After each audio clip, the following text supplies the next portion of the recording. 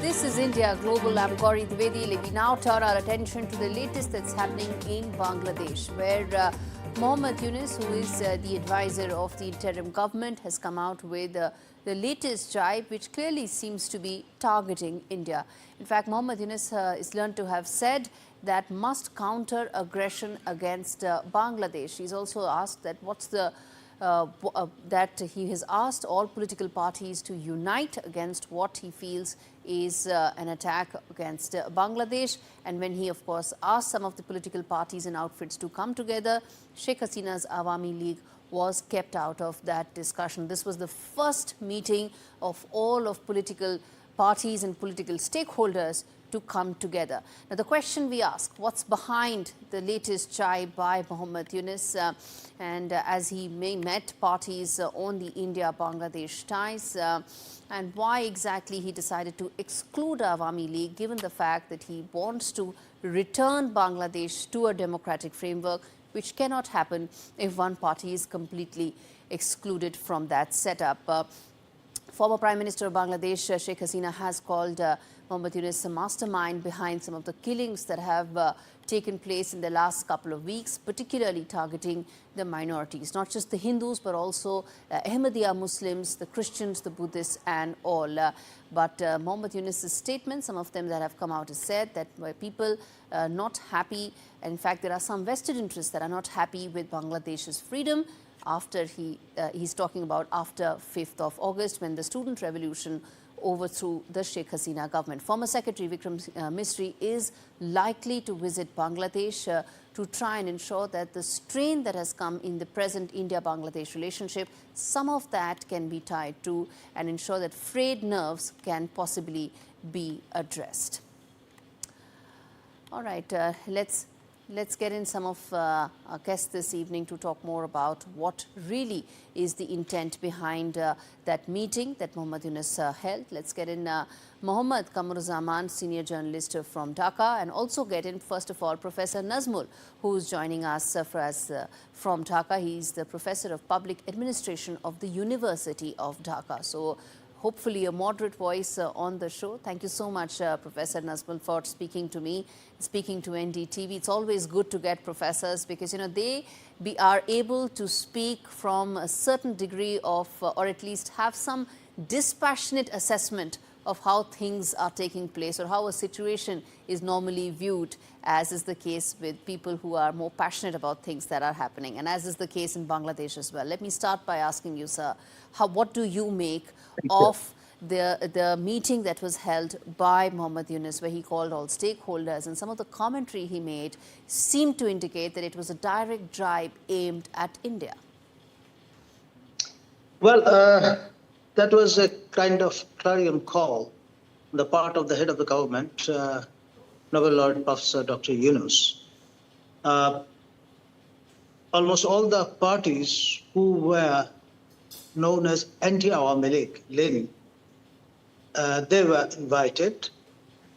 Although there was an exception, LDP delegation actually was turned away from the gate because their name was not mentioned in the guest list.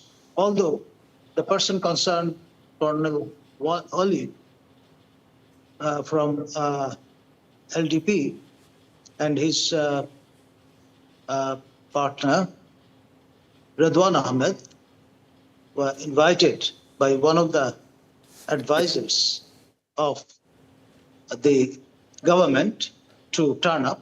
But when they arrived, they found their name is not there, the list. And of course, 14 party stakeholders and Jatiya Party, they were also not invited alongside Awami League.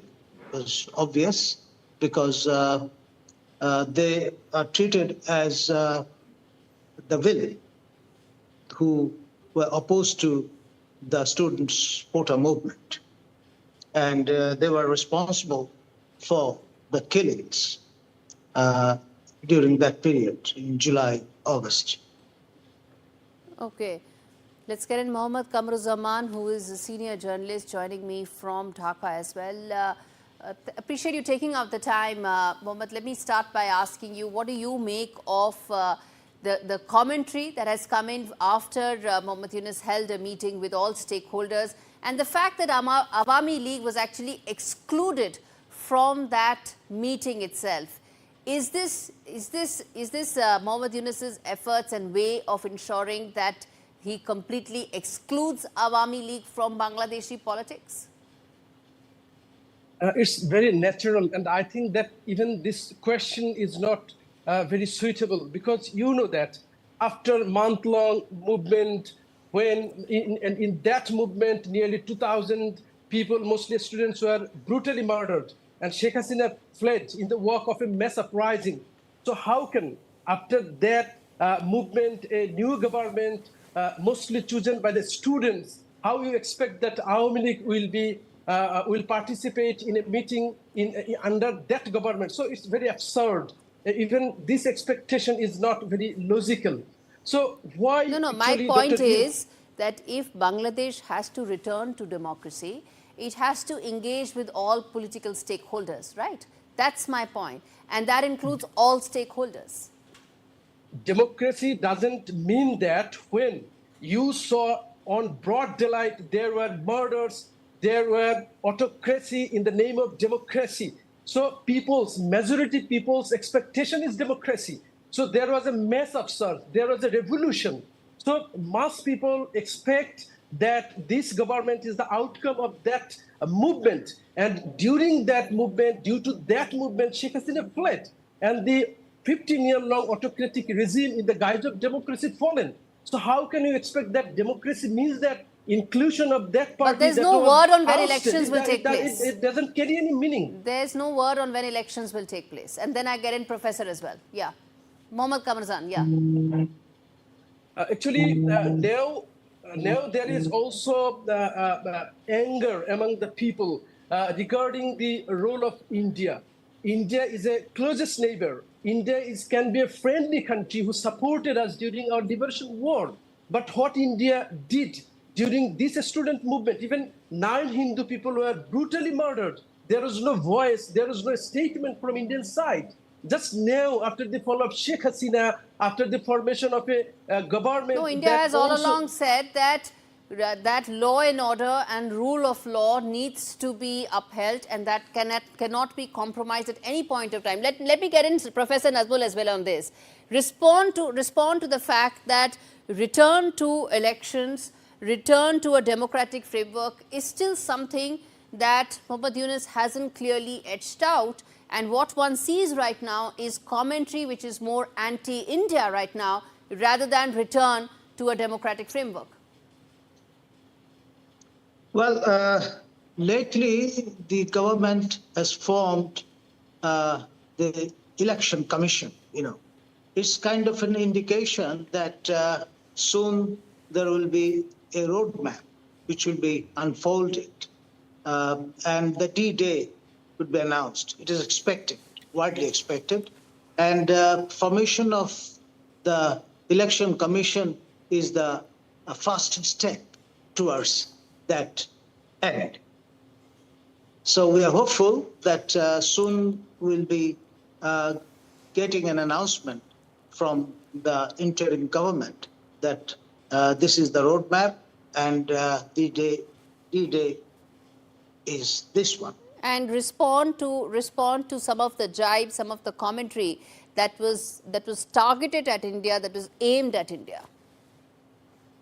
Well, one of the outlaw political entities, namely Hizb ut-Tahrir, they have come up with a poster which says that India should be declared as an enemy country.